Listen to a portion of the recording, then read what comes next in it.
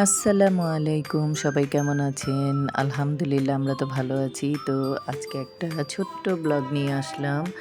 আজকে রান্না করব পুরান ঢাকার স্টাইলে সরিষা তেহারি। তো আমরা তো ভাবতাম যে সরিষার ফ্লেভার আসছে, মনে হয় সরিষার তেল দিয়ে রান্না হচ্ছে। তবে না, আজকে সরিষার তেল দিয়ে নয়। দেখুন কিভাবে রান্না করছি সরিষার ফ্লেভারে তেহারি। তো আজকে আমার ভাগ্নি জামাইকে দাওয়াত করেছি, ওরা এসছে, ওরা আমাদের পাশাপাশি থাকে। তো ভাগ্নি জামাই এসছে, তো ও খুব তেহারি পছন্দ করে, তাই আজকে ওকে পুরান ঢাকার অথেন্টিক সরিষা ফ্লেভারে তেহারি রান্না করে খাওয়াবো। এই তো এখানে তেহারি মশলা সবগুলো নিয়ে নিচ্ছি, জায়ফল, জৈত্রিক, গরম মশলা সব কিছু ব্লেন্ডার করে নেব। ব্লেন্ডার করে এই যে সাদা গোলমরিচ, কালো গোলমরিচ, তেজপাতা, এলাচ, লং, দারচিনি এগুলো ব্লেন্ডার করবো। আর এখানে এই যে সাদা সরিষা ভিজিয়ে রেখেছি, কাঁচামরিচ ভিজিয়ে রেখেছি, এই দুইটা একসাথে ব্লেন্ডার করব। তারপরে আমার ভাগ্নি জামাইয়ের উসিলায় আজকে বোন নেহারি আর রুটি করলো, সেটা আমাদেরকেও দিল, সেটা খেলাম। সকালের নাস্তায় নেহারি আর রুটি। তো আমি দুপুরের আয়োজন করছি। দুপুরের আয়োজনে থাকছে পুরান ঢাকার স্টাইলের তেহারি। তো এই তো এখানে 3 কেজি গরুর মাংস নিয়েছি। গরুর মাংসটাকে ধুয়ে ভালো করে পরিষ্কার করে নিয়েছি। এখানে এই যে সরিষা, কাঁচামরিচ ব্লেন্ডার করে নিয়েছি, গরম মশলা ব্লেন্ডার করে নিয়েছি, পেঁয়াজ, ঘি সব কিছু, এই তো তেল আর ঘিয়ের মধ্যে গরম মশলা, পেঁয়াজি দিয়ে দিলাম। এটাকে বেরেস্তা করে ভেজে এখন মাংসটা দিয়ে দেব। গরুর মাংসটাকে দিয়ে ভালো করে কষিয়ে নিব। তারপরে এই তো কাঁচামরিচ দিয়ে দিলাম, তারপরে এই যে এখানে মশলা দিয়ে দিচ্ছি, আদা রসুন দিয়ে দিচ্ছি, যে গুঁড়ো মশলাটা করেছিলাম সেটা দিয়ে দিলাম।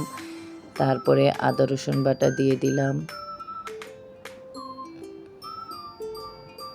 তো দিয়ে ভালো করে কষিয়ে নিব। ভালো করে কষিয়ে মাংসটাকে সিদ্ধ করে নিব। এই তো দেখুন সরিষা বাটা নিয়ে নিচ্ছি, কাঁচামরিচ আর সরিষা ব্লেন্ড করেছি, সেটা পানি দিয়ে গুলিয়ে দিয়ে দিলাম। তবে আমি আরেকটু সরিষা বাটা দিলে হয়তো ভালো হতো। আমি একটু ভয়ে ছিলাম যে আবার বেশি হয়ে যায় নাকি। তবে এত ভালো হয়েছে মাশাআল্লাহ, তেহারিটা অনেক মজা হয়েছে। তো এই তো লবণ দিয়ে দিলাম, সাথে কিছুটা আলুও দিয়ে দিলাম, কারণ অনেকে আলু খেতে পছন্দ করে, দিতে চাইছিলাম না, তারপরও দিলাম। এই তো এখন মাংস সিদ্ধ হয়ে গেছে, এখন গরম পানি দিয়ে দিলাম পোলাওয়ের জন্য। এখানে দুধ দিয়ে দিলাম।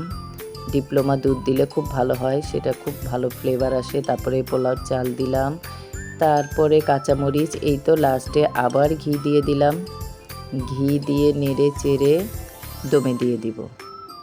তো এই তো সব কিছু ভালোভাবে দিতে হবে, কোনো কিছুতে কৃপণতা করা যাবে না। তো লাস্ট পর্যায়ে কেওড়া জল দিয়ে দিলাম একটা ভালো ফ্লেভারের জন্য। এই তো দমে দিয়ে দিলাম। এই তো এখন একটু নাড়াচাড়া করছি। এখন একদম ফুল দমে চুলার আঁচ কমিয়ে রেখে দিব। এই তো ঘরটা গুছিয়ে নিলাম। ওই তো মেহমান ছোট ছোট চলে এসছে সবার আগে। তো ঘরটা মেয়ে গুছিয়ে নিল, আর আমি রান্না করলাম, আর মেহমানরা বসে বসে মোবাইল দেখছে। তবে সবাই এখনও আসেনি, যেহেতু পাশের ফ্ল্যাটেই থাকে, সেহেতু তারা খাবারের সময়ই আসবে, এটাই স্বাভাবিক। তো এই তো আমার ঘর দুয়ার পরিষ্কার করে নিলাম। এই তো ছোট ছোট 2টা নাতি, ভাগ্নির 2 ছেলে, ওরা আমার হাতে তেহারি খেতে খুব পছন্দ করে। যখনই আসে তখনই ওদের জন্য তেহারি রান্না করি, সাথে আমরাও খাই, শুধু ওরা খায় না। এই তো এখন মেহমান চলে এসছে, তো খাবার বেড়ে নিলাম। মাশাআল্লাহ, তেহারিটা এত মজা হয়েছে, নিজে রান্না করেছি বলে নিজে বলছি তা কিন্তু না। তো এই তো মেহমানরা সবাই খাচ্ছে, ওদের খাওয়া হলে তারপর আমরা খাবো। তো কেমন হয়েছে বলবেন। আল্লাহ হাফেজ।